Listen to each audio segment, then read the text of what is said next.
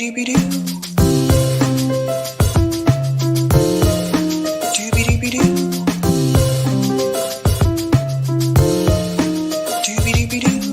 your host, Sabrina Salvati.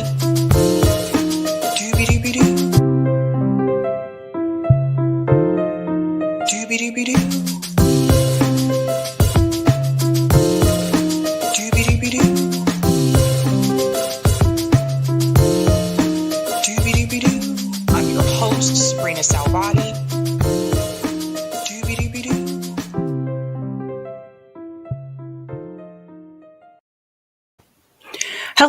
Hello, everyone. Happy Wednesday. Got my day right. I want to say a big shout out to everyone watching on Rockfin. Shout out to people watching on YouTube in the chat. I see there's already a couple comments. Thanks so much, Oz, for the super chat. Been waiting all day for Sabby Sabs. Love you, fam. Love you too, Oz. Thanks so much. All right, guys. Welcome to Sabby Sabs podcast. I'm your host, Sabrina Salvati. My special guest tonight is Nick. You guys know him as at Socialist MMA on Twitter. What's going on, Nick? Your new theme song slaps. I always come in the stream like a little bit late, so that's like the first time I actually heard the new theme song. So I love it, and I always love doing these shows. So good to be here. Thanks, Nick. I gotta give a shout out to Jesse Jet because he made the music, and then Oz actually made the video. So yeah, I can't take credit because I cannot do that. Yeah, it's powerful. It gets you in the mood. I like it. All right, guys, if you are new, I want to let you know Sabby Sabs podcast is a part of the Fred Hampton Leftist Network. You can catch me there on Thursdays for the roundtable and Friday evening for the Sabby Sabs show. All right, shout out to people in the chat. What's going on, Eric? I've already got the doobie-doobie-doo playing in my head. Shout out to Eric. He's a Sabby's member. Blue Moon Red, or maybe just Blue Moon. I thought it was Blue Moon Red Wine. I want to troll Hassan endlessly for being a boutique socialist. You can't seriously make $200K a month and not donate a dime and call yourself a socialist. Ouch. Hey, by the way, that 200,000 is only on Twitch. You get money on YouTube, Patreon, plus the massive amount of donations he get every stream, which is I heard is around $2,000 or $3,000 at least. So there's that. So that 200,000 per month is way low. Wow, I did not know that. Because we know about the 200,000 per month because of the Twitch release, but that's the only thing we know. That just Twitch. Wow. And once again, they don't count Twitch donations either. That's just the Twitch software salary that he gets because his subscriptions. What's going on, Super Patriot? I actually love money, but Haas takes after his uncle. No comment there. What's up, Ty G? This morning it was Southwest and American Airlines holding their ground in the walkout. See, more and more of these are happening. It's going to continue to happen. And I want to give a shout out to Leroy. Leroy says, hit that like button. All right, let's get into it. All right, guys, let me go ahead and share my thumbnail so I can show you what we're talking about tonight. We have some pretty interesting stories. A lot has happened in the past day or so. So let me go ahead and share my screen.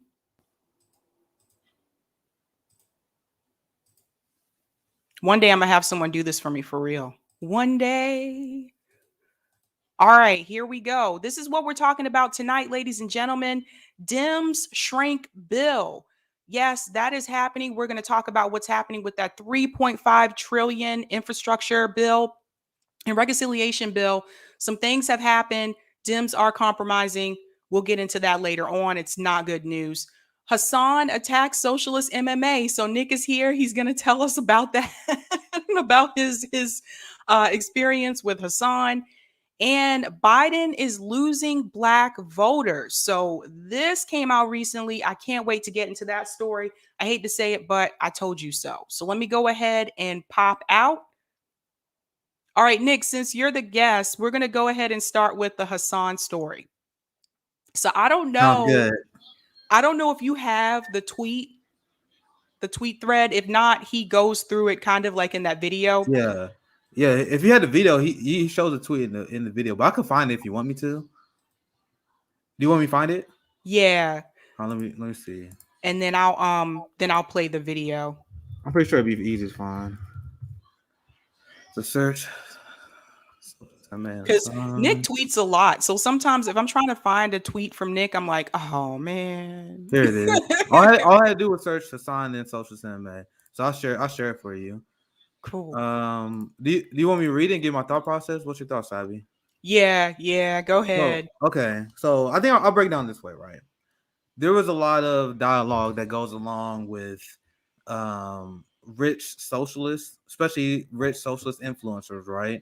And you see this same discourse brought up all the time surrounding Jimmy Dore. Remember the Jimmy Dore? He's rich, he got mansions, he got houses. I remember those same people that used to attack Jimmy Dore for that.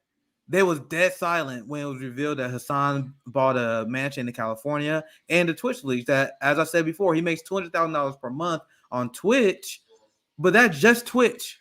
They're not even considering his YouTube, whatever his Patreon is, whatever he got on Kofi, and also if you watch his streams, almost because he's killing the game in Twitch, right? He gets like I see it like every like 2 minutes, it'd be like some simp donated money to Hassan, right? So that $200,000 is way low. But there's a lot of discourse on this, and I think a lot of people miss the forest for the trees here. I think people really miss what is wrong with this situation with Hassan. A lot of people assume that Hassan can't be an ally because he got a lot of money, and that is not my claim. That is not the claim of anyone who I think is serious. Because I love class traders. We got a lot of allies of Fred Hampton leftists that are class traders. Susan Sarandon is probably one of the best examples of a legitimate class trader that I don't think many people on the left have any issues with. Yep. Right? Now that's my problem with Hassan. This is my problem with with a lot of these bread tubers, a lot of these upper class bourgeoisie streamers like Vosh and Hassan. Now I'm gonna get to my tweet. This is why I mentioned because this discourse been going on for about a day at this point, and I finally chimed in because it wouldn't stop. So I said Hassan makes $200,000 per month. I don't care that he makes money, but he was a staunch critic of the Medicare for All marches, which you guys saw Sabby was a part of. I gave a speech. We have 5 Fred Hampton leftist members give speeches at the Medicare for All marches. Now hold that thought, because I'm gonna bring that up here later. He also was a staunch critic of forced to vote, and he is a loyal squad defender. Now, in the video that Sabby gonna show you, he's gonna deny that. But I also remember that this guy was on Rising with Crystal and Kyle. I think it was Crystal and Kyle, maybe just Kyle. And he had he had AOC t-shirt on. Yep. So he was like, I don't stand politicians. You don't stand politicians, but you play video games with her, and you have AOC t-shirt on, and he was being easier on her in that interview where they was criticizing her on. You criticizing a politician one time because they do something, that does not mean that you are actually putting speaking truth to power to them, right? So what I said is, y'all seriously don't see the problem with a spoiled rich kid yelling at real activists because they're too mean to their favorite politicians? Because I don't know if you know, this is not the first time he went after me, Sabby. You know, I criticized him for going after the Medicare for All march, and his response to me when I criticized him for that was, he's like, "Oh, this dude, he's just a fucking Dore fan," because he James' nephew, and he has to hate Jimmy Dore because he's part of that TYT apparatus. That's how he got started. He got started because of nepotism, because he Cenk Uygur's nephew. Yep. So he had Jimmy Dore derangement syndrome. And think about, and I talked about this before, think about the people who are comfortable enough to have Jimmy Dore derangement syndrome. Do you think in the middle of a pandemic where the police state is expanding, the number one issues that disenfranchised communities and poor people face right now is Jimmy Dore on the podcast? No, it's these people. That's their main concern. And this is my problem with him, because he went after the Medicare for All march. He went after the first to vote. So what I'm saying is, I'm not jealous of his money, because I think all of us should live in prosperity. We in the wealthiest country in the world. I think we all should be millionaires. So we properly allocated the wealth. But this is the basic class analysis that so many U.S. leftists suck at making, and that's why we had to start Fred Hampton leftists. He's a spoiled rich kid who yell at activists for demanding more from politicians. That's a tale as old time. And now here's another thing. Let me know if I'm going too long here, Sabby, but so-called leftists who donate to a dude who makes $200,000 a month instead of mutual aid. You're disgusting. I'm sorry. Straight up. Because once again, there Hassan fans, and you guys gonna notice that he made the same argument in the stream that Sabby gonna show you. They were trying to deflect. They were trying to say, well, that $200,000 he makes per month, that's from Twitch. But you guys still donate to him. Yep. So that's irrelevant. And if you're someone who considers themselves a leftist, which a lot of the Hassan fans are not, a lot of these people are teenagers. They watch him play video games, which is fair. That's fair. But you can't attack activists and assume other people are deeply unserious when you guys are watching some guy who just fucking play video games and defend politicians all the time. We got real mutual aid programs are running that. We have 2 that runs on Frampton leftists, but you guys are donating to this rich motherfucker who live in Hollywood instead of actually working class people. What does that say about Hassan fans? And what does that say about Hassan that he's not telling his fans to donate to mutual aid and charity instead of him, even though he's already wealthy? So I'm passing you, Sabby, because of the last tweet. Because once again, there are a lot of Hassan simps who they were trying to muddy the waters on this discussion, and it was everywhere. Where people were like, "Oh, you saying the socialists can't make money? Or are you guys saying Hassan sucks because he make money?" No, that was never the criticism, and that's the point of this tweet right here. They are deeply unserious, and they purposely trying to muddy the waters of legitimate criticism. The criticism is he is class loyal and stands with politicians. And I remember a Hassan fan in one of these responses was like, "Oh, you went on the Jimmy Dore show. You like Jimmy Dore?" Jimmy Dore gave a speech at the Medicare for All rally. Yep. He promoted Forced to Vote. So he joined the proletariat to demand us put pressure on the politicians while Hassan was attacking the activists in order to protect the politicians. So the fact that people can't even acknowledge that shows that you guys suck at class analysis. And I got so much more to add, but I'll pass it back to you, Sabby. That's my tweet in a nutshell, my mindset when I was making it. Yeah, I'm gonna play this video. I'm gonna share my screen because, and then the things that he says about Nick in this video aren't even true. I'm like, do you know Nick personally? No. So let me go ahead and make this full screen. I'm gonna mute my mic so I don't have an echo.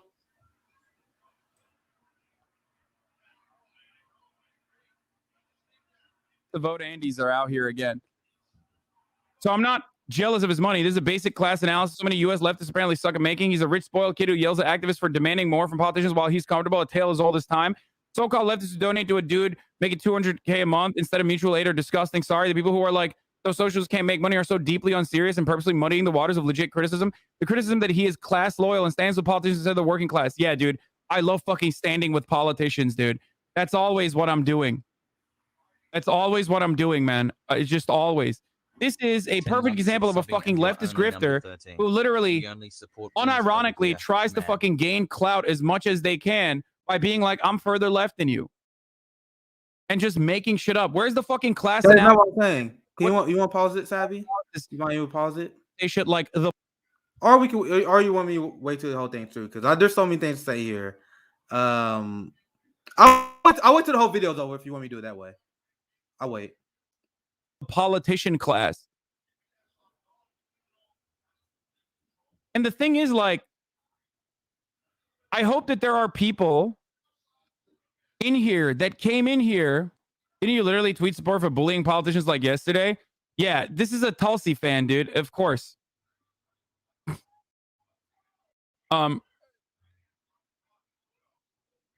Here's the thing. Here's the thing. People aren't actually worried about their own personal information. Instead, they're mad at the creators that have been stripped of their privacy, revenue numbers, and other stuff to a great extent. I'm still waiting for it. I don't. Hassan becoming a centrist in real time? Yeah, totally, dude. I'm such a centrist now. Allowed to work yeah, dude. Hours a week, but America deserved 9/11. Andy is a fucking centrist, as opposed to the Tulsi Gabbard fan, dude. Yeah, I'm the fucking centrist in this one, dude. That's right. You guys really fucking. You know, when people come in here and they say shit like that, it's so funny because it's like, dog. If I was a centrist, I'd make so much money, so much more money. Okay? You do. Holy fucking shit! I could have a cushy ass CNN job. Hey man, AOC play video games with you. If I became a conservative even more than that, and other streamers stay safe, especially with you know, if he didn't address my point, right? It doesn't matter how much money. How that guy popular? Someone, come on, someone explain to me. Like, 'cause whenever I try to look at it, this dude sounds so whiny. But you notice that he at no point during that video he debunks and actually addresses my point, right? At no point did he do that. He was like, "Oh, I don't stand, bro. You play video games with AOC.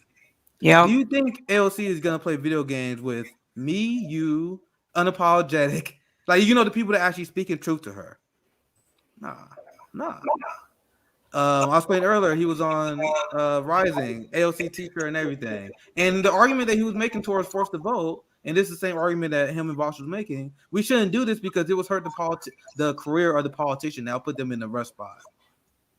And these same people say, "Oh, they just held this Medicare for All rally because they just want to attack AOC, Bernie, and the squad." My response is, "So what? That's not even the case. But even if it was the case, they are the politicians that we need to challenge. So what? You got anything you want to say, Sabby? Because I got a lot more to break down in the video. I'm gonna show them this picture because I want people to see. Well, shout out to Ruben for the super sticker. Thanks so much for that. And also to Frank, thank you so much for the super chat. Nick and Sabs, love, give him hell. I'm gonna show you guys his net worth because this is gonna blow your mind. So I'm gonna share my screen. Everything Nick said about him is right. He just doesn't want you guys to know, but you can look up people's like net worth. So here we go. Hassan's net worth, $3 million. That's way low, by the way. That's way low. 3 mil. And to answer your question, Nick, why is he so popular? Honestly, because of how he looks. Just keeping it real because of how he looks. I heard as much. And it's funny how this is the new PSYOP, and you see the PSYOP that the booty left is more than happy to adopt, right? The PSYOP that the people who are activists, who are actually challenging the politician, that they're somehow the grifters, that there's somehow a grift in being anti-establishment. The grift is being a Justice Democrat defender. Look at the most popular channel. Look at the ones that make the most money. They are defenders of the Democratic Party. And the same thing for the Republican Party, too. The point is, if you are partisan, you are making a ton of money. Look how much money Ben Shapiro makes. Like, once again, I'm not making it even about a Democrat thing. The point is, if you are a cheerleader to the party, it's easier to grip because all you got to do is tell the Democrats or the Republicans what they want to hear, and then they'll donate to you. That's it. It's easy. And that's what Hassan these people do. They take advantage of the AOC fans, the Bernie fans, the people who are slightly left of center, and a lot of the young teenagers, right, that follow Hassan for his looks. But they calling poor black people grifters because they challenge their favorite politician. Now, should I even address the Tulsi thing? Because that's a sign of desperation. Because a wise man told me someone immediately go towards ad hominems when they have no response. Because my response to him was he was class loyal. And he attacked Jimmy Dore all the time, but Jimmy Dore is more than happy to be seen with the proletariat. He is more than happy to invite the proletariat on. Jimmy Dore is more than happy to show up with a rally and give a speech and meet these people. Yep. I have a friend that said he's doing a meet and greet with Jimmy Dore in like a few weeks. Meanwhile, Hassan, what was Hassan and Vosh at when we was in the streets demanding Medicare for all? When they voted for Joe Biden and they claimed that they were going to be pushing Joe Biden left. Remember that? They said, we're going to vote for Joe Biden. We're going to push him left. And they were nowhere to be seen during the speech because they don't want to be seen with the filthy proletariat. They don't want to be seen with the deplorables. And that's what he uses. That is exactly what he does. He fear mongers. And he lied. There's actually earlier on that clip, I think you didn't have it on there, but he was like, yeah, the Medicare for All marches, they feel anti-vaxxers and people who don't support Medicare for All. That, for one, that is not true. Look, and this is how intellectually dishonest Hassan is. And I'm going to explain this to you guys. The person he was referring to when he said, oh, they have people at the Medicare for All rallies who didn't even support Medicare for All. Do you guys know where he get that from? You guys know where he get that from? That's my friend Fiorella Isabel from the Convo Couch. And her criticism was attacking Medicare for All from the left. This is what she said. She wanted a Medicare for All system. No, she said a Medicare for All system doesn't go far enough. We should nationalize our healthcare system. Yep. So why would you attack someone who is criticizing Medicare for All to the left? It's not like she was using right-wing talking points, because the right-wing talking points is dumb. where they say, "Oh, I don't support Medicare for all because I don't want a government overreach." That's dumb, right? Because our resource, that's us taking back our resources and reallocate them in the proper way. But if your argument against Medicare for all is that we think we should nationalize it, isn't it extremely dishonest for someone to attack you for quote unquote not supporting Medicare for all? That's like saying that, oh, AOC and Bernie don't support a public option because they like Medicare for all, right? Yep. You know, maybe that, you guys see what I'm saying, right? But that's how dishonesty is. And his fans, his like 100,000 people that watch whatever, they're not even gonna know that. I know that because I'm just so happy to be friends with the person he's talking about, and I know what she stands on this issue. But he is purposely misleading that, right? Yep. Well, he's a part of the TYT crowd. So the stuff that we're doing, like activism, direct action, telling you not to vote and not to donate to politicians, that goes against everything that they tell you over at TYT. You never see them at a march. You never hear about them doing direct action. You never hear them talk about mutual aid. You never see them out in the streets with the people. And one thing I will say, even like Jordan Sheraton, who still believes in electoral politics, by the way, you'll still see Jordan Sheraton out in the streets with the people. But the Tulsi thing didn't make any sense to me because I'm like, does he not realize that Nick canvassed for Bernie? So many of these people always try to rewrite my history. Like so many people obviously don't even know that. Well, people are like, oh, what? There's some person I got ratio on Twitter because dude like, oh, when I was on RT when Lee Camp invited me on the show, Lee Camp had a clip of Fred Hampton. He like, you really think Nick sounds like this? Nick, he just stays at home in his desk. I'm like, and then I just posted a video of me giving a speech at the Medicare for All rally. Like, bro, I traveled multiple states. I gave speeches in black barbershops. Did they ever mention that? Nah. Because it's not about engaging on the issues. It's about low blowing. Doing the same thing that MSNBC and CNN do. That is what they do. And I have spoken out again. So let me see if I can find my recent ones because let me give a shout out to Delthea. Thanks so much for the super chat. Hassan has crafted a cool white boy persona for himself. It's an image and illusion. It's what he's selling. It's all smoke and mirrors. Thanks so much for the super chat, Delthea.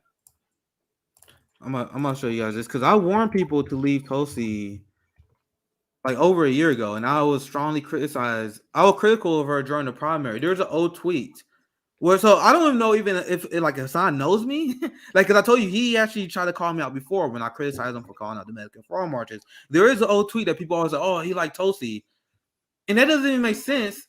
And because in that same tweet, it's gonna be hard for me to find. But the tweet, I'll say, yo, I like Tulsi Gabbard. I think she's pretty strong. She's my second favorite after Bernie Sanders. I literally say that I like Bernie Sanders more than Tulsi. And then people take that tweet like, yo, he's a Tulsi. I'm like, bro, I literally say I support Bernie here. And at that same time, I also supported AOC and Ilhan Omar. So I am open about the fact that I used to believe in the strategy of taking over the Democratic Party. And then once I saw empirical evidence that that's not going to work, and the politicians, including Tulsi, Bernie Sanders, and AOC, and Ilhan Omar don't give a fuck about fighting for us, I adjusted. What does that say about people like Hassan in 2021? Heading into 2022, they are still pitching this failed strategy of taking over the corporate Democratic Party. Yep. So you can't even have an intellectually honest discussion about this. Freakazoid said he confused you with Nico House. There's so many white leftists that have done this over Twitter, where they do this all the time, man. That's all I'm saying. I'm like, we don't all look alike. I saw someone do that on Twitter too, and I was like, that's Nick. That's not Nico. They don't look anything alike. I saw someone was like, oh, Socialist MMA is anti-vax. I'm like, bro, I literally, like, look at FHO. How many times have I covered? Like, how many times have I covered it? How many times have I tweet about the vaccine? It's not something that I really care. I speak out against the mandate. That's the only thing I ever did. But I think people confuse me with other people who have done it, who just so happen to be black, right? It happens all the time. And I think Leroy knows what I'm talking about. There's a few times that I went mini viral on left Twitter because I called out some white leftists who thought it was like Nico House or some other black person, and we were like, bro, you really think all black people look alike or something? What the hell? Because we don't look nothing alike. Yeah, Laura said, did that really happen? Yeah, and I saw one time when someone called Nico Nick Or they were like, listen, Socialist MMA. And I'm like, that's not Nick.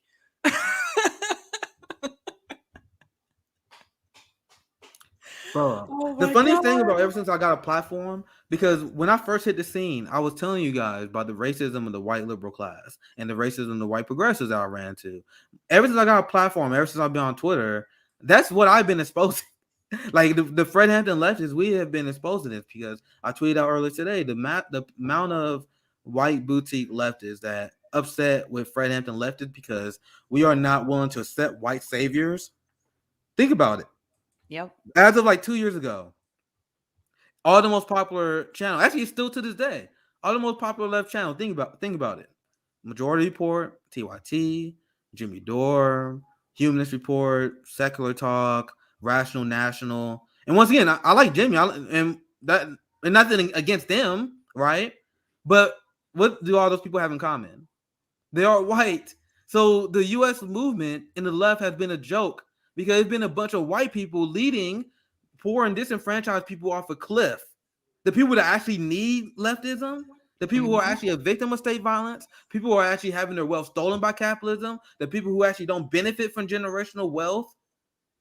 We supposed to fall behind the white boutique left that tells us, oh, we're not gonna fight against the expanding police budgets. Oh, we're gonna fund Israel more. Yep. Oh, we're not gonna speak up. We're actually gonna help be complicit funding ICE more. This is what the white liberal class tells us. Just JC said they're mostly men too. Yeah, and these people, they want to demand us to fall in line with the favorite politicians. The message of the Justice Democrats is shut up and fall in line. Shut up and fall in line. If you don't, you are a deplorable red brown alliance scum that don't deserve health care. Like the left used to be all about. I talked about this with Jimmy Dore yesterday. They are all for people not getting health care. Yep. If you're unvaxxed. Some lady was denied a kidney transplant because she didn't have the vaccination. I saw that. It's like what a lot of people don't understand, what Nick is talking about is really true. Like in this space, there aren't many black people. There was no like all black. Well, when FHLs first started, it was all black network. 6 people. That wasn't a thing before. So that there was none of that. Even when you look at the women, there's very few women in this space. There's very few black women in this space. It's noticeable. We're the indigenous people. I don't see any Arab leftist representation. So I have always been clear because there's been this big lane that has been needed. This is why I filled it with Frampton leftists. But my point also has been like, bro, I don't see any other perspectives. I think we should have a strong black left voice, but I'm not a hypocrite. I think we also should have strong like Arab, indigenous, Latino voices, right? Women, LGBT, which we got a lot of at Frampton leftists. Because when I see this, like if you look at all these white progressives, they all got a ton of subscribers, all giant channels. They cover the same shit. Like you guys know, like if you look at because I used to watch them back in the day, and even when I used to watch them, I will only watch like one video of them, like of the day, because if you watch one channel, if you watch Humanist Report, you might as well watch Rational National. You might as well watch Kyle Kalinske. You might watch TYT. All these people because they got the same. Well, Kyle Kalinske, he's slightly different than them, but when it comes to like Rational National, Humanist Report, TYT, Majority Report, you're getting the same coverage. You're getting the exact same coverage on those channels, and I'm like, bro, this is our counter to the corporate media. It's the same talking points too. It's literally like you can literally watch like Majority Report, Humanist Report, Rational National. It's the exact same talking points. They're gonna talk about Dave Rubin. You see what Dave Rubin said? Dave Rubin is silly, isn't he? They're also gonna talk about Tucker Carlson. Tucker Carlson, oh my God, you see the monologue he gave last night? It's the same thing. You see what Ben Shapiro said? They all really Ben Shapiro videos like this because they're not really serious about anything. They're not gonna actually advocate towards strikes. They talk about, why they talk about Ben Shapiro? They make excuses, right? They work backwards from their conclusion. This is why I stopped watching these people. So Ben Shapiro is popular. This is how you beat the algorithm because he gives massive amount of views. So they talk about him so they can get clicks. So and then they work backwards from the conclusion to explain. Well, technically, we got to make sure we debate Ben Shapiro. Like, nah, bro, you actually talk to people. You actually advocate for your cause. That's how you make change. But they just care about clicks. They actually don't care about nobody, and I realize that. I want a deeply unserious T-shirt. I got Jimmy to say it. That was all my OG supporters that watched my like original channel when I was traveling. No, I was like the first one who was saying that. I was like, And then I think it caught on, and I had Jimmy saying it too. So that describes partisans, the liberal class, the Republicans. That pretty much describe American politics so much, and that's why I love it. Yep. No, it's true. I mean, we've seen a lot since we've like been in this space. Just things we used to like see when before we were doing this, when we used to watch like some of these shows, like we want to put out there, like we had a lot of respect for them. And then as I got deeper into it, I found out that certain channels were on the corporate algorithm, TYT, Majority Report. Majority Report's affiliated with NBC because of Peacock, because of Sam Cedar. So when you find out the inner workings of it, then you understand why some of these people have millions and millions of subscribers. Yeah, you can't unsee it either. And also because I just evolved past them. I mean, I actually talked about this with Jimmy on my panel before. There's so many U.S. leftists that also they come from a place of privilege. This is why they don't see it. They're like stuck in like 2015. Their coverage and the way they explain the world has not changed in like 6 years from when the Bernie Sanders movement really started. It was different before that. Then they changed and they adapted in 2015. That was last time. Like you don't see a lot of these people challenging the national security state. You're not seeing them challenge the rise in the police state. You don't see them talking about the class war in the way they should. Like it's just they are so behind on the real problems that going on. They actually still see the game kind of as red blue, and we don't because that is so out. That's so outplayed at this point because when you see what Biden has done and you see the trajectory between the U.S. presidents and you realize that the U.S. empire does not change. In fact, they continue to ramp up. I remember when people were shocked when Barack Obama became president and he bombed more people than George Bush. Remember? And then Trump came in office. He bombed more people than Obama.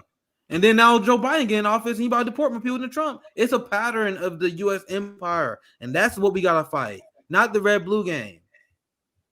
Yep. And that's why you'll see more of them defending Joe Biden right now because that's where the money is.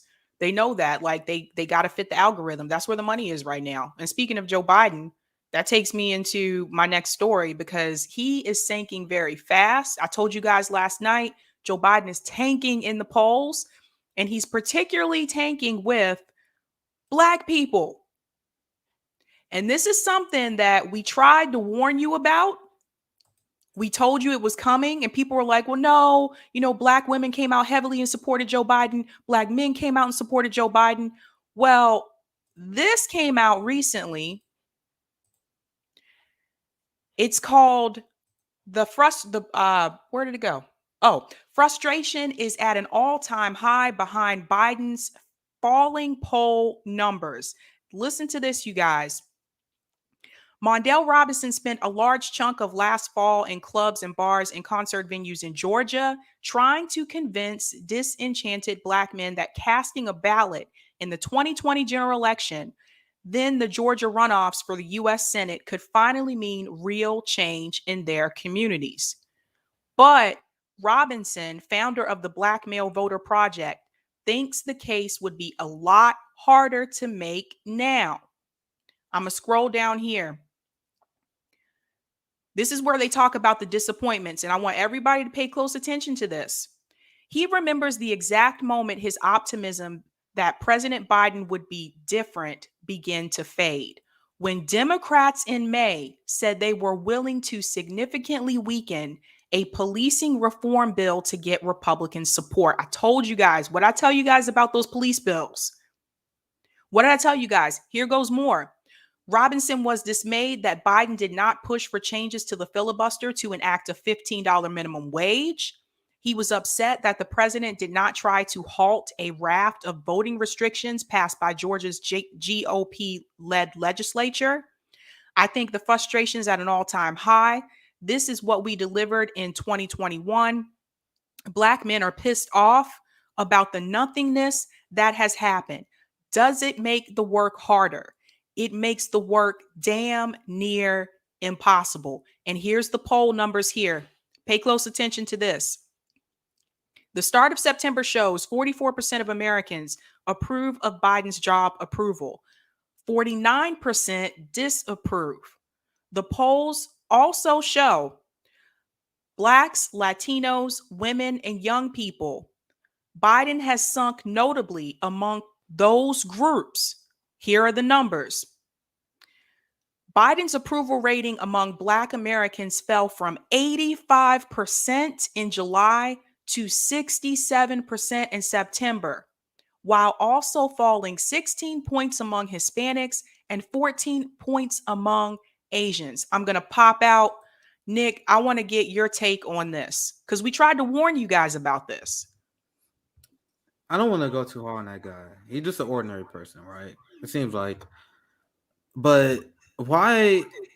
And this is directed not at him, but anyone who at least pay attention, right? Why would anyone be surprised? Why would anyone be surprised? That guy in particular mentioned how he was disappointed because Joe Biden backed away from his promises on reforming the police. If only there was a black leftist somewhere that was warning you guys. This doesn't even make sense to be surprised about. And I'll explain to you guys why. Joe Biden was literally telling us who he was during the campaign. You guys was affected by Trump derangement syndrome so bad. And I was calling the Trump derangement syndrome out. And people were like, what is that? This is what it is. It was so bad that you guys built up a mythical figure in Joe Biden. The guy that built every single system that Trump abused. And during the election, he multiple times ran to Trump's right on law enforcement. He said in front of millions of people that Trump is actually weak on law enforcement. And that Trump actually wants to defund the police while Joe Biden wants to make the police stronger. He said this like twice during the debate. And I was tweeting it at the time like, Black Lives Matter. What are you doing? Because they were still going hard for Biden. And you guys remember when Biden won, Black Lives Matter came out with a statement that said, we did it. We defeated racism. We got the racists out of that White House. We did it. And they supported the guy that built the system who promised to fund it more, and he is delivering on that promise. Now, a lot of these same black people and same people that will call me and our brothers and sisters, our friends and leftists, they were like, oh, you're just a Trump agitator. Oh, you're a secret Republican, because I warned them about exactly what is going on right now. But if you're a part of the boutique left, like we see the black community getting upset with this, if you're someone like Bernie Sanders or his sycophants, you're not going to be infected by police violence. You see how much easier it is for you to give Biden a pass for his crimes? If you're not Palestinian, if you're not a victim of the genocide in Palestine that he's complicit with, if you don't have family in Nicaragua, which the U.S. government is trying to undermine their election and overthrow their Sandinistas leftist government, if you're not one of the rioters and protesters in Colombia that are protesting against their fascist police state mafia government in Colombia that Joe Biden supports. Joe Biden giving more money to Israel, which illegally occupies Syrian airspace all the time, bombs them all the time. So if you're privileged and you don't care about this stuff, it's easy just to be like, oh, Biden's the lesser of two evils. Right? And this is what we call out, right, Sabby? And they don't like us for it. They hate it. I want to give a shout out to Cool Blue for the super chat. Republicans have 213 U.S. House seats, 5 seats, and 97% to reaching majority. 2020 U.S. popular vote margin for U.S. House was Dems plus 3.12 percentage points. If 2022 Dems get reduced to +1, Republicans flip U.S. House with a net gain of +7 or +8 seats. Thanks so much for the super chat, Cool Blue. We tried to warn you guys that this would happen. We tried to warn you guys. I really think that Democrats didn't think that, oh, we got the black vote. We're good. We're all great. No, times are different now because we're in the middle of a pandemic. A lot of people have lost their jobs. A lot of people have left their jobs because they're fed up with the wages and the way they're being treated also during the pandemic. And then you had the George Floyd incident, and you've had several police brutality incidents since then that they haven't even told you. Mainstream media hasn't even told you about. Just FYI.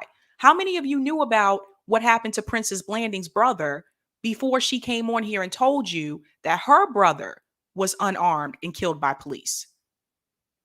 How many of you knew about that? And there was something Valerie said here that actually makes a lot of sense. I lost it. But she said, like, basically, she didn't understand why Black people wanted to vote for Joe Biden anyway. You know, considering how he's been towards the Black community over the past 40 years. Joe Biden's been a politician for 40 years. We are the most propagandized country in the world. That's why. Imagine a country so propagandized, you can convince a group of people to vote for someone who did immeasurable amount of harm to their community over the last 40 years. Someone who wrote the crime bill and didn't even apologize for it.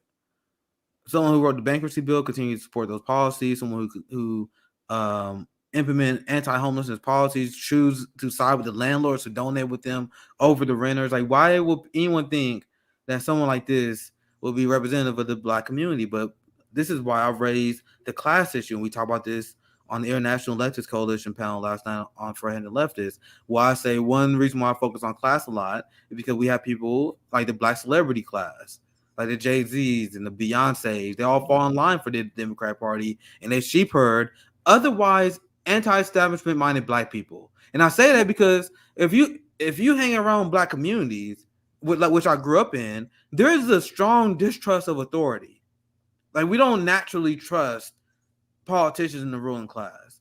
But when you have someone who's comfortable and influential, like 50 Cent, like Beyonce, like Jay-Z, like LeBron James, who misleads people into thinking that the Democratic Party and people like Barack Obama and Hillary Clinton cares about them, don't you see their role in the class war?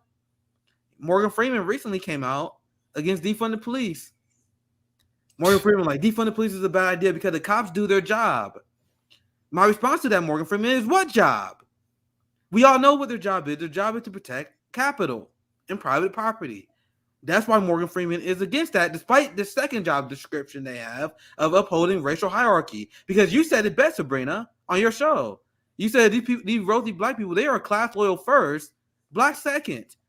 So even though we know the cops uphold racial hierarchies, they know cops protect capital as well. And that's always will be their preference. Protecting capital before they protect their community, right? Yep. Shout out to Delthea for the super chat. Cyanide is quicker than arsenic. Both still kill you. That's a good point. Thanks so much, Delthea, for the super chat. And we have one from Frank. Thanks so much for the super chat, Frank. Biden is a super predator, criminal, full stop. I still believe Anita Hill. # general strike now. Yes, indeed. I mean, one of the things that Democrats are scrambling right now. They really are. And Nick is right when he said they send certain celebrities out to convince you. So, for example, another good one is Tyler Perry. Tyler Perry, Oprah Winfrey, she's a big one. We got to vote for Joe Biden. A lot of people love Oprah, Black and white. Let's be real. Yeah. And so these are the people that they bring out to us. We're like, well, 50 Cent says, we should vote for Biden. So we might as well do it. We should do what 50 Cent says. But we have to also remember that most of us will never be in the position that 50 Cent and Oprah are in because they're rich. They're wealthy. We're not. They have connections, and they definitely get hit with a ton of pressure to conform to the neoliberal establishment. If you guys want an example of what I'm talking about, do you guys remember we gave a long list of Black celebrities that pushed the Democratic Party? You guys remember when Ice Cube came out and said, "Oh, we need to ask for a Black agenda"? Hell no, I'm not supporting no Democrat unless they have a Black agenda. Do you guys remember the meltdown, the coordinated mainstream media meltdown against Ice Cube? You had other like celebrities, a lot of Black celebrities that came out like, "Oh, I don't believe we." Come on, Ice Cube, what are you doing, man? We gotta vote for Joe Biden, Cube. Come on, Cube, this is not cool. And you guys remember Nicki Minaj? Yep. With Nicki Minaj, as far as I'm concerned, I wasn't head deep into that dialogue, but when I looked into it, it seemed like Nicki Minaj just had legitimate concerns, and her just asking questions got her attacked by the neoliberal establishment in an unbelievable way. That's what happens if you don't do what Oprah Winfrey and these people do, where they push the agenda of the Democratic Party. God knows what that will mean for your sponsorships. Like, there's a lot of stuff behind the scenes we probably don't know about, because a lot of these people, they are sponsored by the same people who give money to the politicians. right? Yep. So you guys gotta understand there's that financial connection there. It's Yep. all dirty. It's all dirty. It really is. Like, they're on the same team. Like, even though Joe Biden's white and they're black, when it comes to class, they're on the same team. And that's something that we always have to keep in mind. People were trying to cancel Ice Cube. Like, that was trending on Twitter. Cancel Ice Cube. I'm like, really? That dialogue was going on for like 2 days. It was like a 2 or 3 day dialogue of man, and then you watch the video. We played it on our show. Like, bro, it was perfectly reasonable. My old show I used to have perfectly reasonable take. 50 went to vote for Trump because of taxes. The news we're talking about. Yeah, Lil Wayne was the same, right? So I think I think I misspoke because he said 50 was a Trump supporter. I think I said he was Democrat. Like I said, I don't know these celebrities like that, but you guys see what I'm talking about, right? They're class loyal first. Lil Wayne was the same. Yep. Right? Because I think there may have been another alternative motive because I heard he endorsed Trump because he wanted a pardon or something like that. But the reason he gave publicly was he's like, no, Republicans don't want to tax me more. So who knows? But yeah, they definitely will always take that angle. And I say that black celebrities and black capitalists who support the Democrat Party are class loyal. But don't get it twisted too. If you're black and you support the Republican Party, you are just as problematic and you're just as ignorant and class loyal as the Democrats. It's just as dumb. It's just as dumb. Will Smith too. We might as well add him to that list too. Is Will he Republican Smith or too. Democrat? I don't know. I don't think he said publicly, but I know The Rock is a Republican. Isn't The Rock a Republican? I think so. But yep, but he told you guys. yeah, because like Will Smith is against defunding the police too, even though Will Smith himself has been harassed by police. He was the bad boy. Remember, he helped him do Copaganda, and we explained the relationship between Hollywood and the CIA and the military-industrial complex. And the buddy cop movies, they're designed to get people to believe the cops do something in which they don't. Yep. And why do they cast 2 black people? And once again, this is something I think about now because I mean, when I was a kid, I loved Bad Boys. But now that I'm more educated, I understand how the system works. It's actually brilliant. You hire 2 one black comedian, a black rapper, and have them as cops. Yep. Oh my God, cops are so cool, man. They're so funny. That's what Copaganda is all about. You remember Jackie Chan and Chris Tucker? Oh my God, they're so silly Chris Tucker, silly Bill. You see the dances they doing? It's propaganda. This is why people think cops are good people because they legitimately watch Rush Hour, they watch Die Hard, and they think that is what cops are like, and they're not. They're not at all. They are wife beaters at a tune of 40%. They are racist as exposed by the FBI because the white supremacists has infiltrated law enforcement. So the reality in which they show you on Hollywood and the reality in real life, it's starkly different. And that goes back to your point, Will Smith. I wasn't trying to derail it, but that's my point. He comes out against defund the police because he's part of that Copaganda Hollywood network, that CIA network. The CIA is open about the fact they have a lot of assets in Hollywood. That is not a secret. That guy who's on that 70s show, he's very super. No, not that. I think him too. But the guy from The Office, Ashton Kutcher. No, who the dude from The Office? Remember the dude who dated Pam? The guy? You guys know what I'm talking about. Oh, I know anyone watching this goddamn show know what I'm talking about. That guy is literally fucking CIA. He posed with like CIA mugs. He gave an interview like, yo, the CIA had done amazing good for the world and this planet, and I stand in strong support of them. John Krasinski, someone say. There is no way anyone knows the history of the CIA and would say something like this. You know, the CIA, which had black site torture sites, which their torture include annually raping people. They destabilized the entire global South and killed hundreds of thousands of socialists in South America. And I can go on and on. They tested poison gas in St. Louis. This is open knowledge. Yep. They was responsible for the drug trade. In the original, what's his name? Remember the big fat black rapper, right? What's his name? Which one? Fuck. You talking about Killer Mike?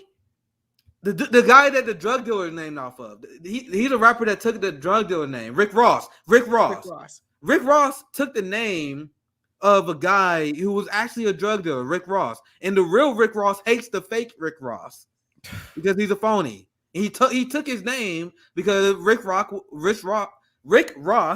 was legendary as a drug dealer and as a gangster. And Rick Ross had came out publicly, and he actually is an advocate and speaks about how the CIA did business with him.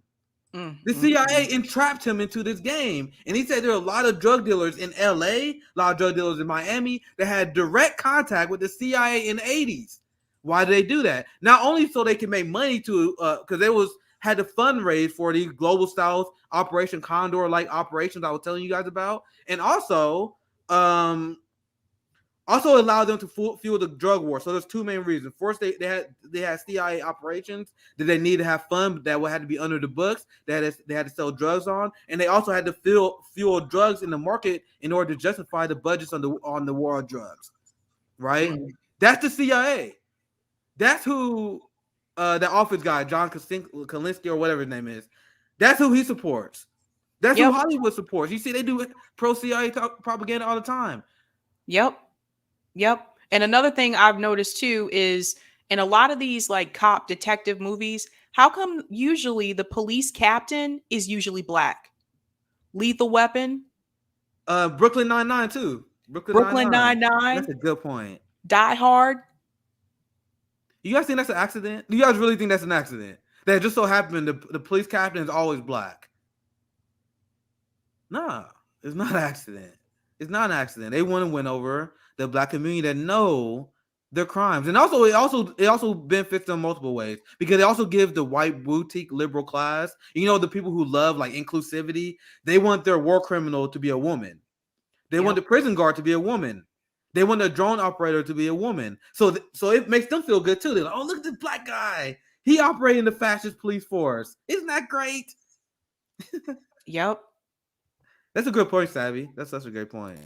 Once I realized that, I can't unsee it now. Every time I watch like a movie, like a cop or detective movie, I can't unsee it. I remember when Brooklyn Nine-Nine first came out, I used to like it, and then like once I got more educated, I was still like, bro, this show is actually do you guys understand like Brooklyn Nine-Nine, the punchline is police violence? Yep. And then I remember I read a breakdown of the show and how it actually promotes and do propaganda. And once I read it, I literally could not unsee it. I saw like a show from Brooklyn Nine-Nine. I'm like, bro, what? This is crazy. But anyway, it's a comedy. I mean, this is what it's on purpose though. That's what I'm trying to get across. This shit is not an accident. All right, guys, it's 7:53. I'm going to go to our last story, which is Dems shrink bill. Oh boy. So you gotta say this one too. I heard people talk about this, but I haven't actually read into it. So I'm interested to hear about this because I remember. Do you remember the people that was like, "Oh my God, the progressives are holding strong," and then they didn't? They were like, "Yo, they're not gonna shrink it again because the progressives are standing up." But sorry, Sabby, go ahead. But that's why that's why I didn't get excited. That's why I didn't get excited when they said that. I was like, we'll see. So guys, this is not good news. I'm going to read part of this article and then I'm going to show you. There's a picture, a chart I want to show you that lays out what they're thinking about removing and what they're thinking about keeping. And you're going to be pissed when you see it. So let me go ahead and share my screen. Because this is just crazy. This is another example that shows you just how weak the Democrats can be.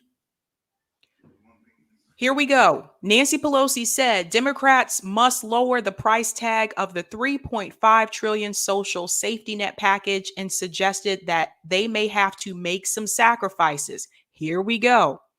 We have some important decisions to make in the next few days or so that we can proceed. I'm very disappointed that we're not going to with the original $3.5 trillion, which was very transformative. But whatever we do, we will make decisions that will continue to be transformative about women in the workplace. Hold that thought. Let me go down here. The speaker said the members of her caucus have told her that they still want to include all of the original programs, such as universal pre-K, home health care, the child tax credit, and tuition-free community college. She suggested that in order to keep all those proposals in the measure, Democrats would have to pare back the number of years of guaranteed funding. Bernie comes in and says the time is now. This to me is not negotiable. This is what the American people want. Okay, a little too late, Bernie. Asked if Democrats might have to drop one of those programs from the bill. Pelosi said yes. Pelosi said, we hope not. That was then. And this is now. I'm going to share my screen because I want to show you this chart, this little graph here that shows you what they're thinking about keeping and what they're thinking about removing. And you're going to have to laugh at this too, because this came from CNN and they titled this Centrist Group's Proposal.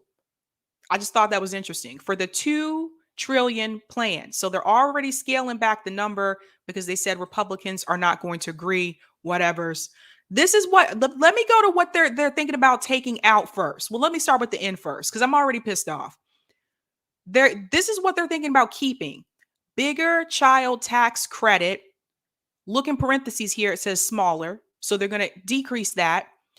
Pre-K is going to be means tested, which is absolutely ridiculous. That's not universal pre-K when you means test it, just like they means test that stimulus check. Green energy initiatives, higher Obamacare subsidies, paid family leave, look in parentheses, smaller, meaning is either not going to apply to everybody or it's going to be decreased. Now look at what they want to take out. First on the list, they're not even trying to hide it, Medicare expansion. The first thing they want to take out, healthcare. What did I tell you guys? Community college, child care. They want to take out child care. And remember in that article, Nancy Pelosi said, we got to do what's best for working women in this country to help women in the workplace. But you want to take out child care. Elder care. This goes out to boomers too. And those of you that are part of the silent generation, they don't even care about you either. Look, they want to get rid of elder care. And last but not least, affordable housing. After everything we've been fighting for. Nick, I want to get your take on this. How is pushing the Democratic Party left going? This is why, like, there's been so much coverage on the infrastructure bill, and there have been so many people that were like celebrating. Oh my God, the progressives are fighting, progressives doing this. Oh my God, do you see what's in the infrastructure bill? And I'm like, why are you praising this thing that's not even close to being passed? Like, and there are people that always make 1,000 excuses. Oh, you got the Senate parliamentarian, we don't got the votes. Oh, we had a filibuster, we got rid of the filibuster. We would be able to get these things in. Oh, if it only wasn't for Joe Manchin and Kristen Sinema, we'd be able to get these things. So there was a story that came out that was widely reported because Kristen Sinema is the revolving villain. So she's one of the few people they are allowed to talk about the corruption. So they talk about the corruption of Kristen Sinema, but they will never talk about the corruption of Nancy Pelosi and the Democrats that will allow stuff like Medicare expansion and affordable housing not to be on this. You guys know why that's not on there? Because landlords massively donate to the Democratic Party. Big Pharma has both parties owned. So, of course, they're going to take out the Medicare expansion. Of course, they're going to take out affordable housing. But let's say, and once again, I don't even buy, you can call me radical. You can call me radical. I don't even buy the idea that getting rid of the filibuster would change things. Because the story regarding Kristen Sinema, well, Kristen Sinema used to support a minimum wage. Yep. Joe Manchin used to support a $4 trillion infrastructure bill. You guys remember that before this whole thing started? He proposed $4 trillion, and now he's holding strong at 1.9. Why do you think that is? You guys just reported on the corruption. So they say big oil, big pharma, they all came in and bought Kristen Sinema, even though she used to be somewhat progressive. She is bought off by these companies. Okay, let's take the next logical leap then. What happens when Kristen Sinema loses? And that money is funneled into another purple state / red state / blue state Democrat. They will flip too. You guys see where I'm going here? It's the system that is fighting against these things that you guys need. And they got 1,000 excuses like the Senate parliamentarian, like the filibuster. But if you guys still think I'm being too radical on this, let me ask you guys this question. When did the filibuster stop anything the ruling class ever wanted? When did the filibuster ever stop a corporate bailout? When did the filibuster ever stop a war? When did the filibuster ever stop these things? It didn't. So it's funny how the ruling class get everything they want when they want it, but when it actually comes to things that will help the working class out, oh, we got gridlock in Washington. And you reach the conclusion I'm making once you understand that bipartisan politics, the myth that bipartisan politics is rare. Once you acknowledge that that's a myth, that's not true, that's kayfabe, they are lying to you. Bipartisan shit happens all the time. It happens in favor of the corporations and the ruling class. They have a hard time coming together to help you out, though. That's the key point, and that's the takeaway I have when I see this. They're totally fine. Like, it's okay for them to do bipartisanship with Republicans, but it's not okay for us, the American people, to work together across party lines and do a general strike or create a labor movement in this country. It's okay for them to do it, but it's not okay for us to do it. They want to keep us separated by red and blue. It's a problem. It's a problem. Like, it just blew my mind that they couldn't even try to hide Medicare expansion. It's the first one on the list. And getting rid of affordable housing or cutting affordable housing during a time when we have a pandemic, during a time when a lot of people have been evicted. Are you kidding me? Look, I'm looking at this now, because once again, I'm looking at this on this show for the first time. This speaks volumes, right? Because look at what they're keeping. Higher Obamacare subsidies, green energy incentives. These are handouts to corporations and businesses. These are the stuff that they're going to benefit from, and that is the left critique of the infrastructure bill. And that's why it drives me crazy when progressives are like, oh, we got passes for climate. No, you guys are just getting massive handouts to corporations to put these little small changes in place that are actually not going to change anything. If you actually look at the spending, this is stretched out over 10 years. Even if you guys got the good version of the infrastructure bill, you're still not addressing climate crisis. Nope. And that's why I was never interested in this, because there was no point, 0 point, even with the stripped down version, even the one that was fat. There was no point in which they tackled the climate crisis, because the number was always too low, and the biggest polluter is the military. The biggest polluter in the world is the military, and Joe Biden is fracking. So they had an infrastructure bill which they were selling as a climate solution, when I know it's not. Do you guys remember the progressives that used to tweet #no middle ground? We didn't say that because we were being tough, because we were negotiating. It's the reality of the situation that progressives seem to forgot that the climate crisis is not a crisis that we can tackle with incrementalism. It's either you support the climate science recommendations or you do not. You're a climate denier. If you do not tackle banning fracking, if you are expanding offshore drilling like Joe Biden is doing, you are a de facto climate denier. Once again, people think this is 20 years ago. 20 years ago, a climate denier is someone who's like, oh, I don't think climate change is real. Now, heads up, guys. Polling shows that the vast majority of Republican voters at this point acknowledge that climate change is real. So even Republicans acknowledge climate change is a thing. The difference between what someone who's a climate change denier and not is whether you actually will take the steps to stop it. You just saying, oh, we got to fight the climate crisis. Oh, we got to do something about the climate crisis. That is not enough. What is your actions? You can't do this halfway. Like with climate change, is like you're all in or it's none. I want to give a shout out to Frank for the super chat. This bill was always a sham. No way to fix climate or help the public. It was written for the 1% and the 90% to pay for it. Yeah, this is really problematic because, like Nick was saying, it privatized everything. Privatization. Yeah. Even when it comes to like recycling, like I try to recycle as much as I can. Guys, those things are small. Even like getting rid of plastic straws, like that's small. That is nothing compared to the effect of the environment that we have from the military, from the drone strikes, from war. That affects climate more than us choosing not to recycle. It's good to recycle, but that alone is not enough. It's not enough. This is embarrassing. It is embarrassing that they want to take these things off. This just goes to show you just how much they care about us. It's embarrassing. They want to keep pre-K on, but how are you going to means test it? And also, they know the problem with means testing, right? So you means test the child care. What's stopping the Republicans from taking over in 2022 and 2024 and cutting the means testing significantly? That's the plan. That's the goal. The Democrats get in and they introduce means tested garbage. They purposely lose. Like I think they want to lose in 2022. I think it's obvious. They lose and they allow the Republicans to roll it back. They call the ratchet effect. Republicans crank the country far to the right. The Democrats do nothing to bring it back.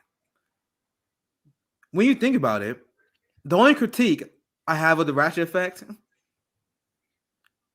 because I do think there's a lot of truth in the ratchet effect, but I do have one critique.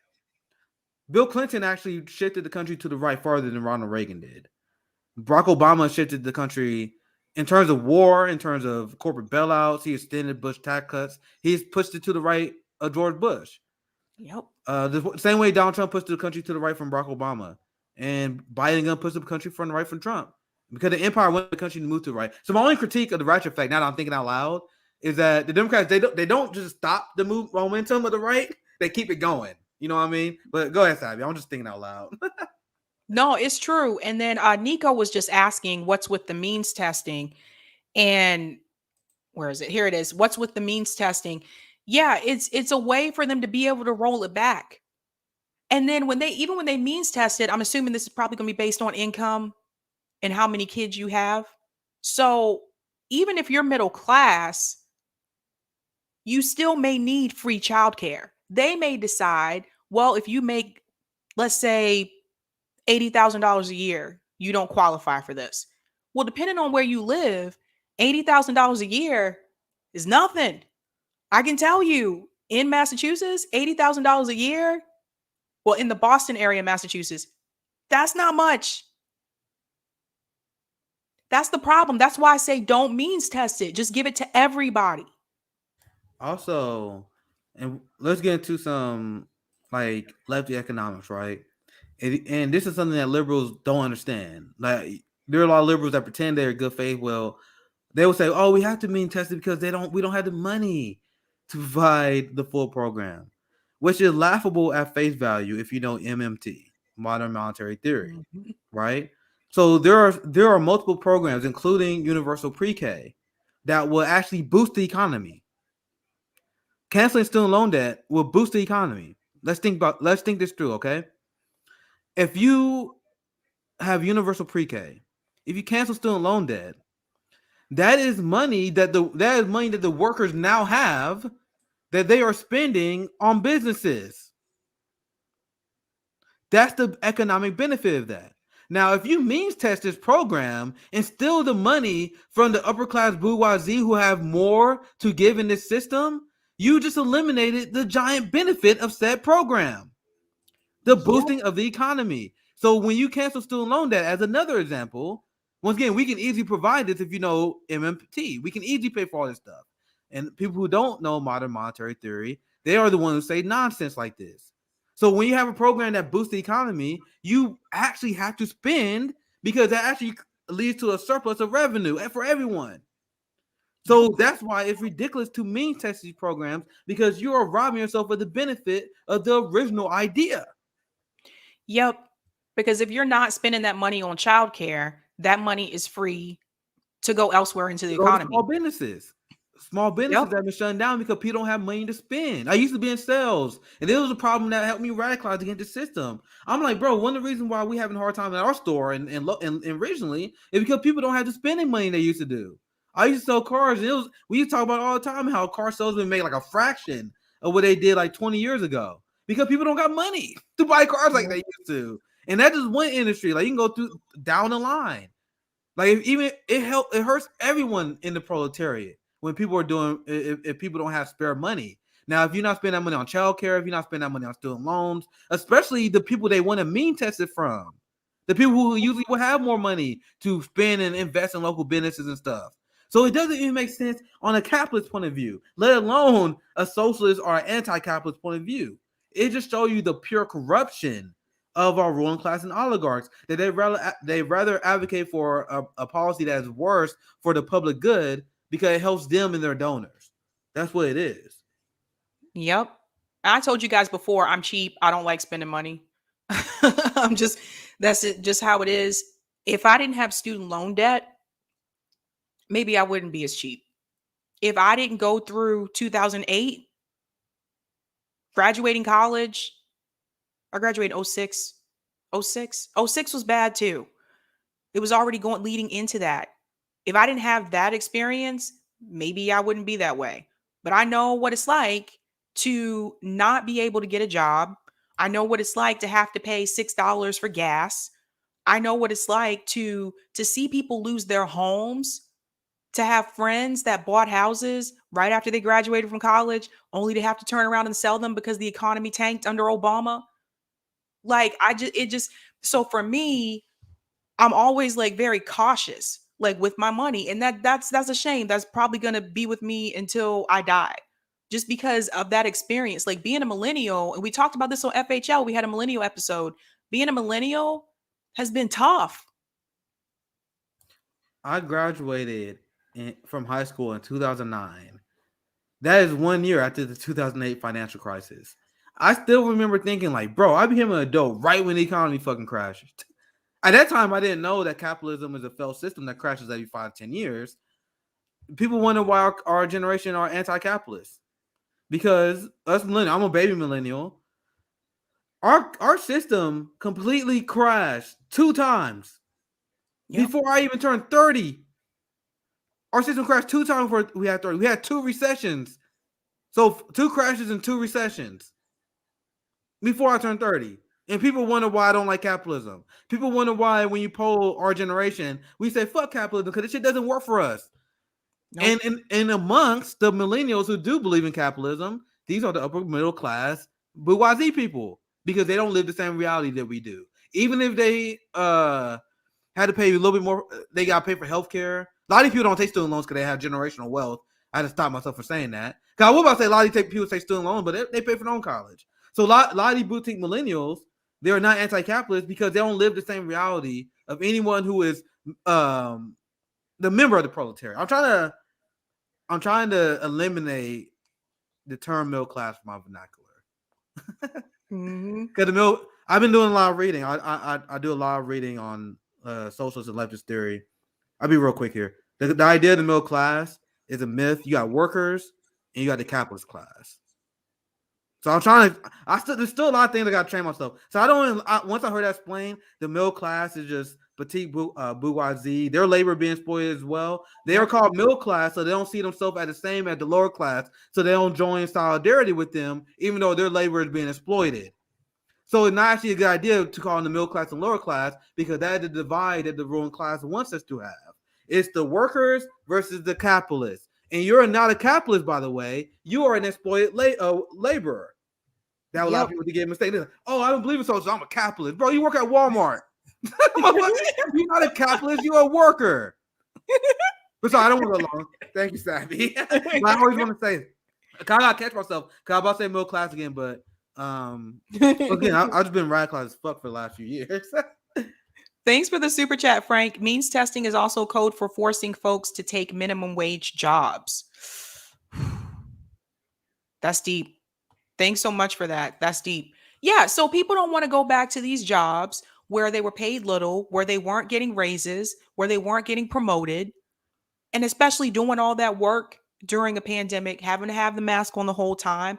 Like it's not enjoyable. Some people have long commutes, sitting in traffic for like hours. Like no. So what we have to understand is that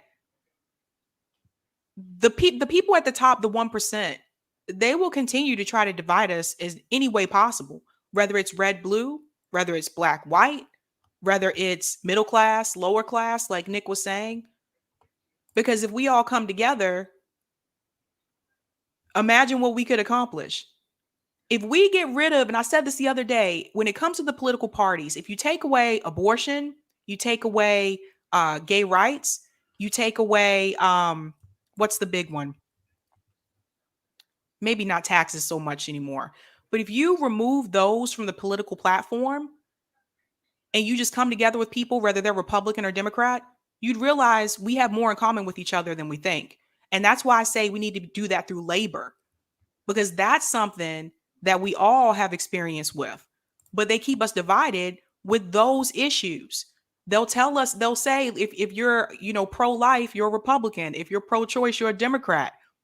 But I want to remind you, and I mentioned this before, long time ago, Catholic priests used to do abortions. Look it up. I heard about that, but that one of them. That was one of the tidbits that like slipped out of my mind. But that is crazy, and that's one of the things that completely forgotten to time, and people use religion to justify their own beliefs, right? And that's my position, right? Because I'm not religious at all, and I don't like attack religious people because I think religion doesn't do anything to make you a good person or a bad person. I think you're a good person or a bad person, and if you have religious people who are good, and then they say that religion makes them good, and then you have bad people who use the religion as an excuse to do bad things. You see what I'm saying? And that's the abortion thing. And that's the same thing with the gay rights thing. I remember hearing, like, when you actually read the Bible, they only mention gays like twice in the whole Bible. Like something like they barely ever mention, but they mention so many things like premarital sex, like wearing different like cloths, like eating certain things that people eat all the time. They mention these things way more than they mention gay sex, but that is what stuck. Like that's what thing people like, oh, you can't have, oh, we gotta fight the gays because this is against God. Even though I have premarital sex where he talks about way more. Because once again, religion doesn't make you a good or bad person. If you hate gay people, you will use your religion as an excuse to hate gay people. I got a lot of people in my family that are religious who don't hate gay people. You know what I mean? So that's my position always been. Religion don't make you good or bad. It just amplifies that and gives you an excuse to continue that way. And I want to tell you another thing. Back in the day, and there's a documentary about this. It was a documentary about Roe v. Wade on Netflix, but that's not the name of the documentary. I'll have to remember and then put it in the chat later on. But on that documentary, they were talking about how back in the day, the Republican Party, abortion wasn't even a part of their platform. They made it a part of their platform so that they could get the evangelicals to join the Republican Party. So what does that tell you? It's all a game. It's all a game. Shout out to Mori Yokiri for the super. Oh, I don't know if you meant to put something in there. Maybe this is super sticker, super chat, super sticker. But thanks so much. Yeah, these are things that they use to keep us divided. And I'm not here to hate on anybody who is, Republican, religious, Democrat, whatever's. But we are trying to get you to do is just to open your eyes and just to see that if we did not have these labels, I think we'd see we have more in common with each other than we think. But the labels keep us divided. Yeah, and this is why I openly rail against the culture war. I was in front of Jimmy's audience. I said the same thing. I think we need to actively come out against it because the culture war, and this is why if you actually watch my channel, like I don't discuss religion almost at all because I don't want to attack people on the religion. I think that's a divide and conquer mechanism to get people to fight over that kind of stuff. My whole channel and what we do at Friend and Leftists is trying to unite people against the ruling class that we should unite to defeat. This is what scares partisans the most. This is why they call us Red Brown Alliance, because we have Medicare for All rallies with Republicans who also support Medicare for All, which is supposed to be a good thing, right? Remember during Bernie Sanders' campaign, we used to brag about that, for example. But now they're like, oh, you Red Brown, you want to work with conservatives. Yep. That's what they do. Meanwhile, people like Rokana are friends with Bill Kristol. Oh, and Jimmy brought up something in reference to that too. He said, so it's not okay for him to talk to Tucker Carlson, which, by the way, I don't think I ever talked about Tucker Carlson on the show. Now I think about it. It's not okay for him to talk to him, but it was okay for Crystal Ball to have a show with Sager.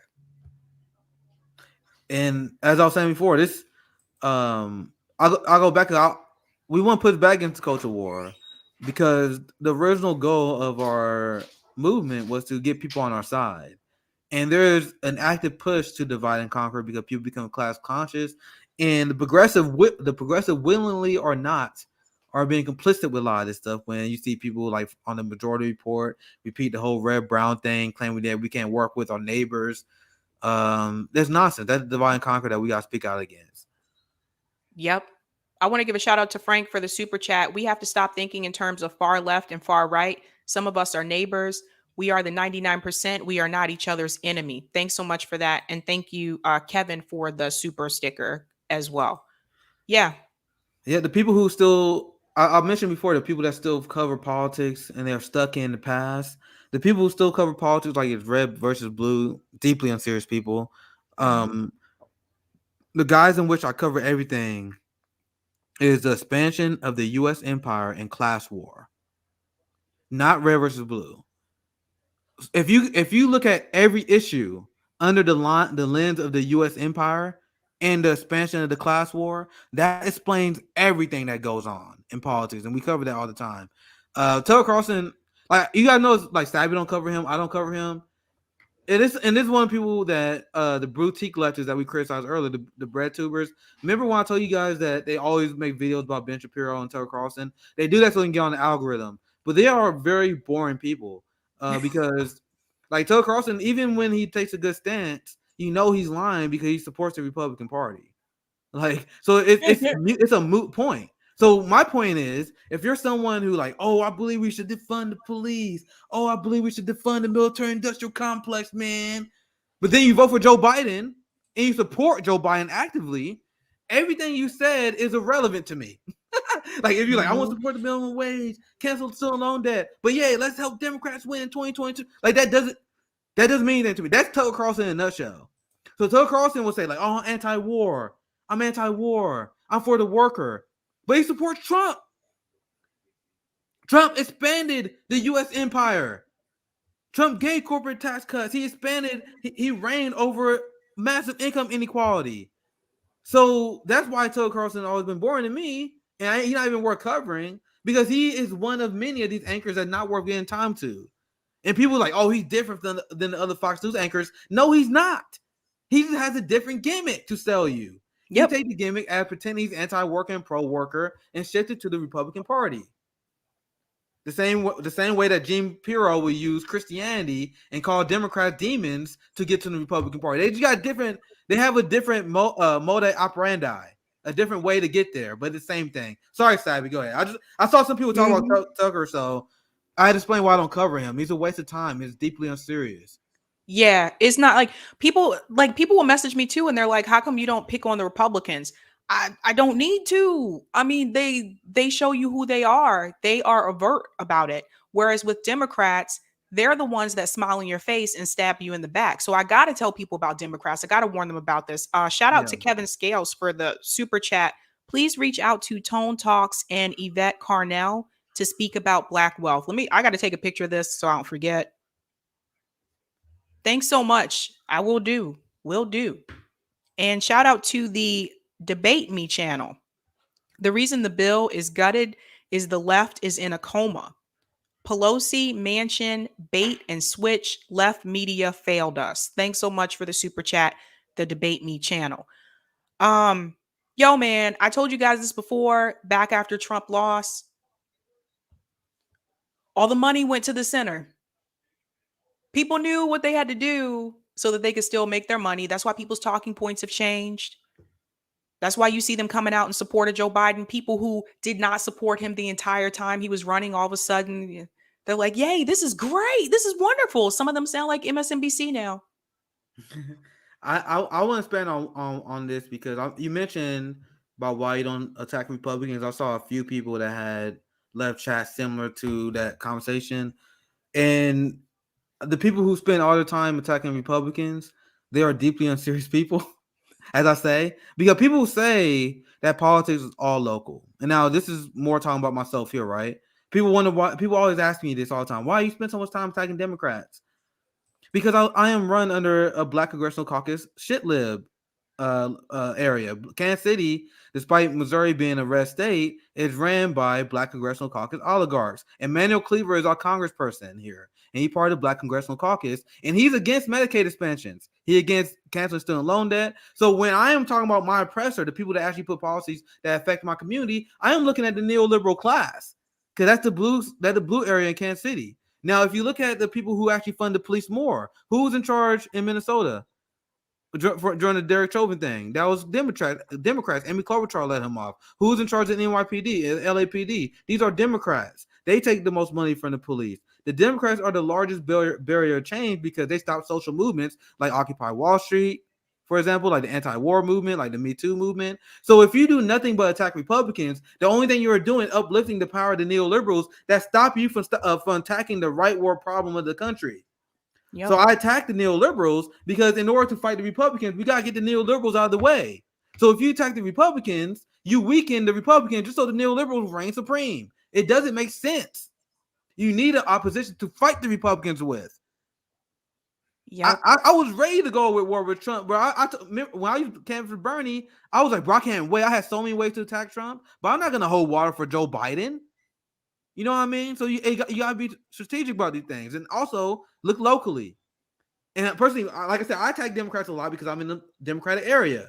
Once again, politics is way more local than national, right? If you live in a deep rural area ran by Republicans, maybe it's a good idea to talk about the corruption of the Republicans in your area. So you gotta be serious about these things, right? That's exactly why my first op-ed was attacking the Black Congressional Caucus, because the Black Congressional Caucus runs Kansas City. Local politics, guys. Now, once again, if you're in the red area, go after your red oppressors. You gotta be smart about politics. Anyway, that's all I gotta say in a nutshell. Sorry, Sabby, but I want to address that. I saw dialogue going on there. So no, it's so true. And I'm in a blue state. I have a Republican governor who's not, like, some people say he's not really a real Republican, whatever. But I live in a blue state, and there's a lot of people that I run into here who will say that they're progressive. They'll say they're leftist. And I talked about this before one time, that a lot of them are really liberals. And I've lived in different, neighborhoods in Boston. I've lived in different towns here. And I can tell you a lot of them are really liberals. And I have to talk to them about these things, because it was really interesting to me how I didn't see one Biden-Harris sign, one Biden sign, and our state went to Biden instead of Bernie Sanders. I saw Bernie signs everywhere, even some Pete Buttigieg signs. Didn't see one freaking Biden sign, and he won the state. And I noticed when I pulled up the map, he went to a lot of the wealthy towns here. The same people who I worked with, some of them who would say that they're progressive, really liberals. And I think we have to call this stuff out, you guys, because if they're not for everyone having healthcare in this country, if they're okay with the military industrial complex constantly doing drone strikes abroad, if they're okay with the United States government stealing resources from other countries, they're not progressive. They're a liberal. That is beautifully said, Sabby. And I have fun talking to conservatives. I don't know why people are so intimidated by it, because I'll call them shit libs. I will call a conservative a shit lib. Look up the definition of neoliberal. I explained this on Jimmy Dore show as well. The definition of neoliberal applies to them. They believe in free market exchange. They preach the values of smaller government and less regulation, but at the same time, they believe in a strong national security state. It's the same thing. Trump supporters are neoliberals. Joe Biden supporters are neoliberals. Neoliberalism is a right-wing ideology that is very similar to being a neocon. Neocons are more socially conservative. That's the difference. They both believe in giant national security states, less regulations, and less protections for the working class. Technically, they say neoliberals believe in protection for the working class, but clearly, if we're going to adjust to modern times, that's not true. Right? So that's all I have on that. Thanks so much for the super chat. The Debate Me. Damn. Thanks a lot. The Debate Me channel. Thanks for the $50 super chat. You should speak about both parties to avoid doing the same thing right-wing media does. Not everybody understands how the GOP gets down. People end up leaving Dems and vote GOP. One-sided media keeps people in bubbles, which adds to division. That's a good point. I mean, well, The only oh, go response ahead, Nick. I would have to that. Sorry, I didn't mean to cut you off, Sabby. But the reason why I go after the Democrat Party is because my message is not that the Democratic Party is worse than the Republican Party.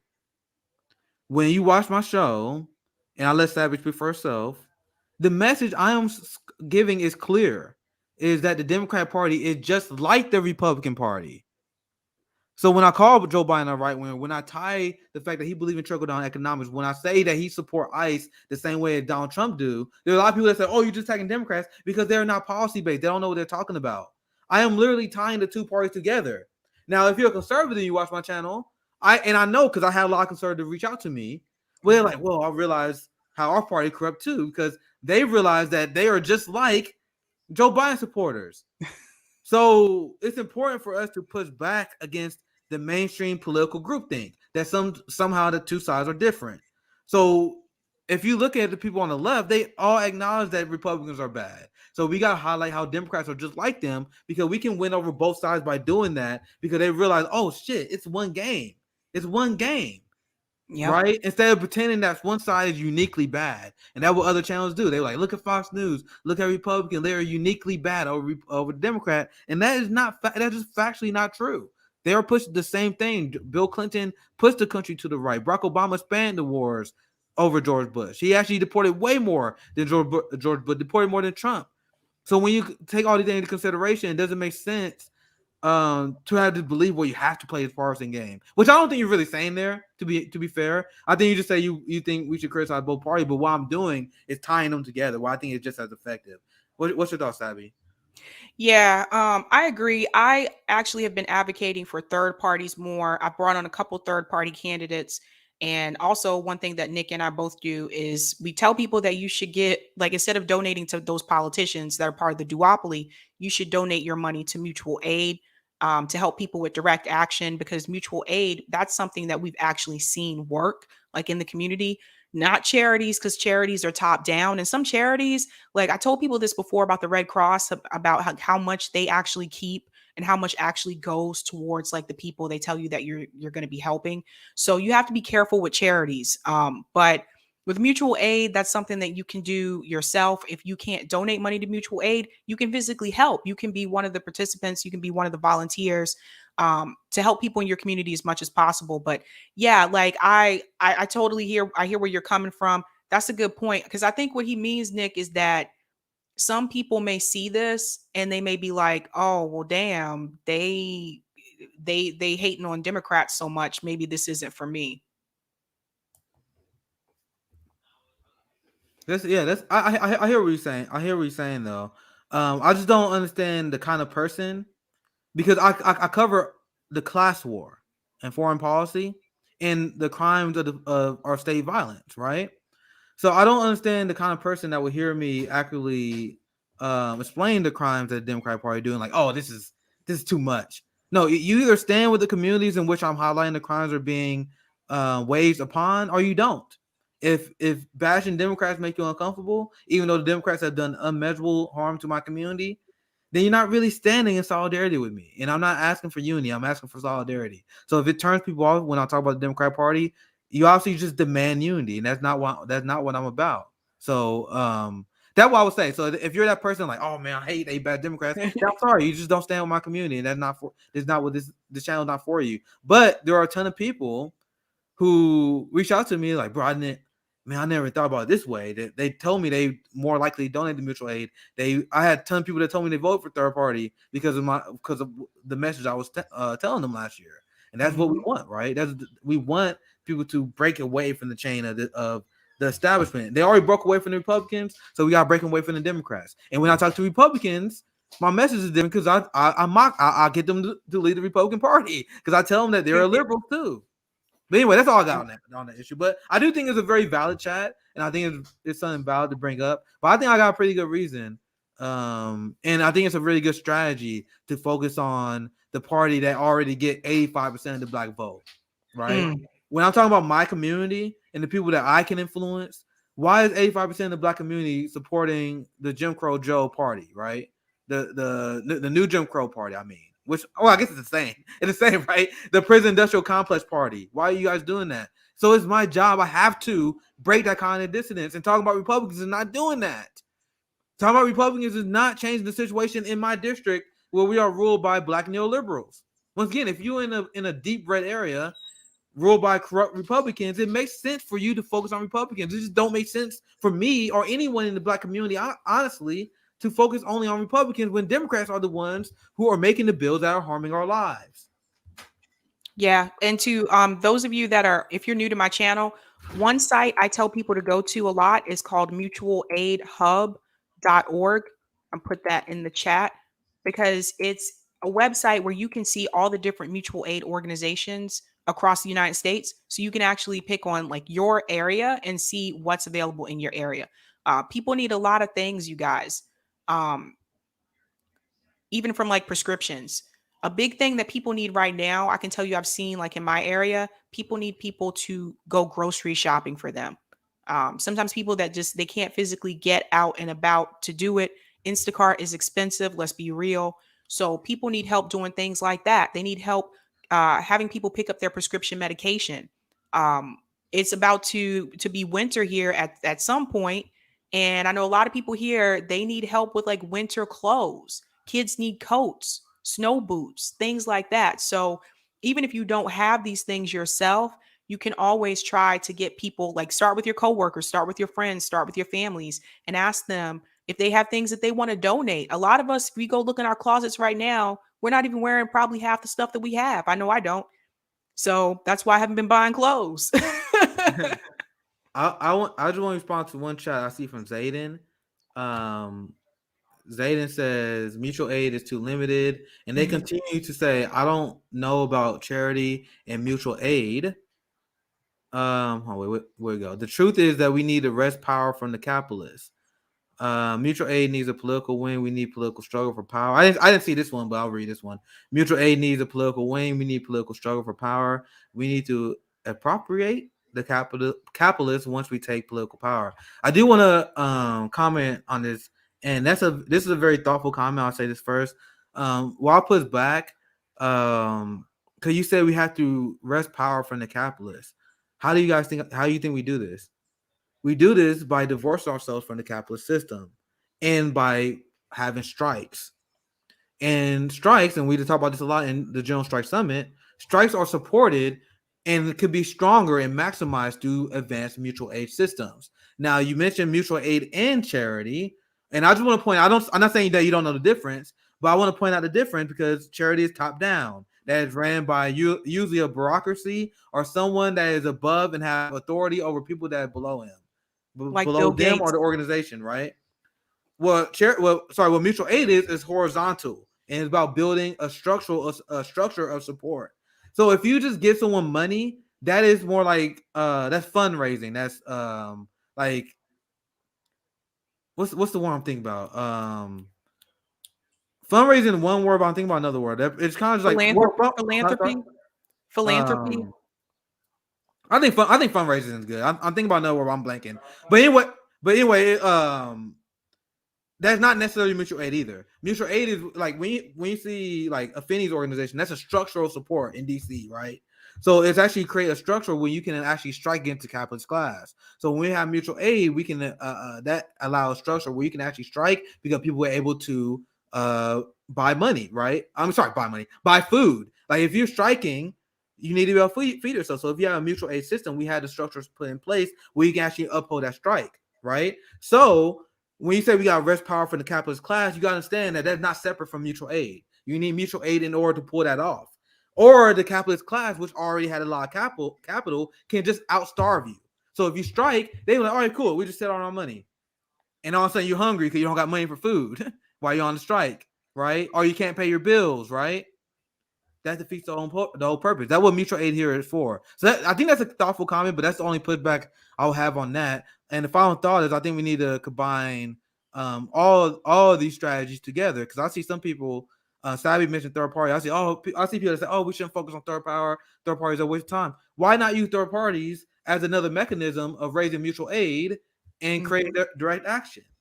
Yep. Like, why don't we see why can't we see the Green Party and the People Party where it is like this weird like war or like debate on the online People Party and the Green Party that goes on, but you guys should be working in solidarity and having mutual aid drives together, right? So you guys can focus on the third party electoralism while at the same time supporting strikes and doing that as a third party organization. My point is, put all these strategies together.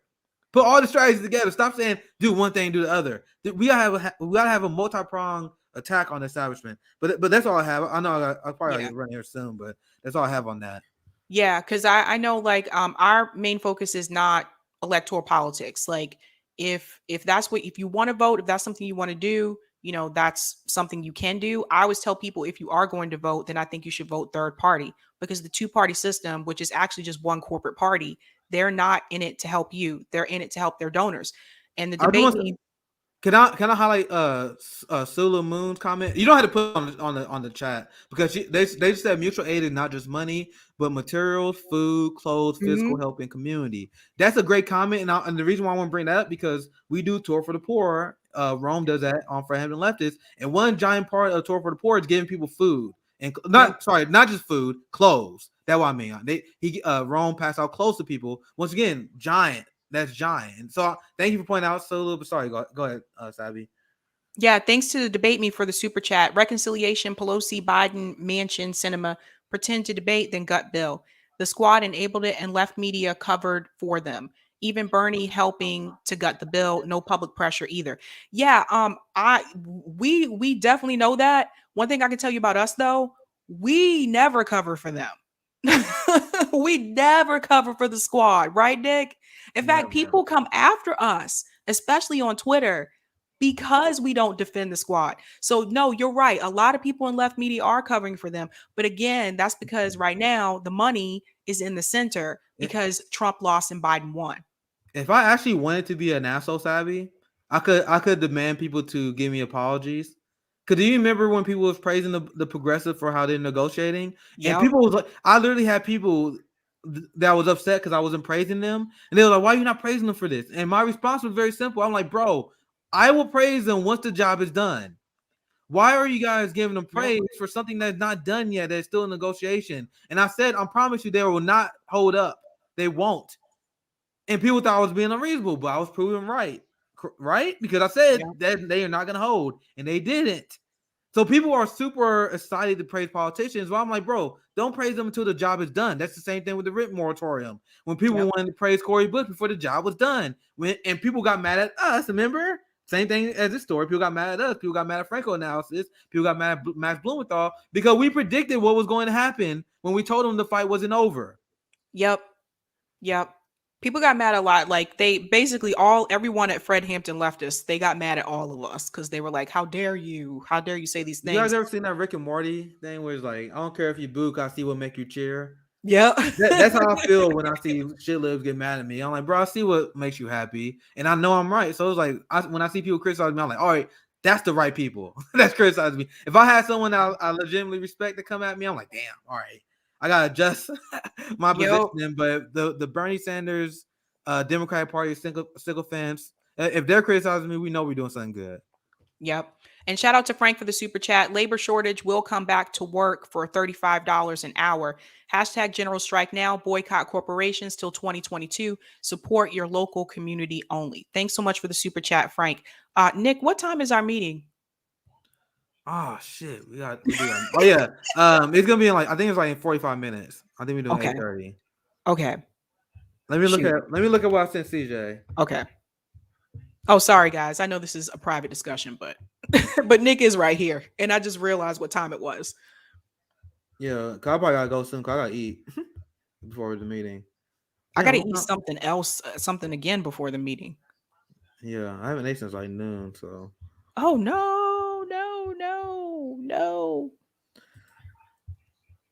Thanks, Sula. Well, I'm doing it after his stream, so I know that's for sure. Cause I pushed it back.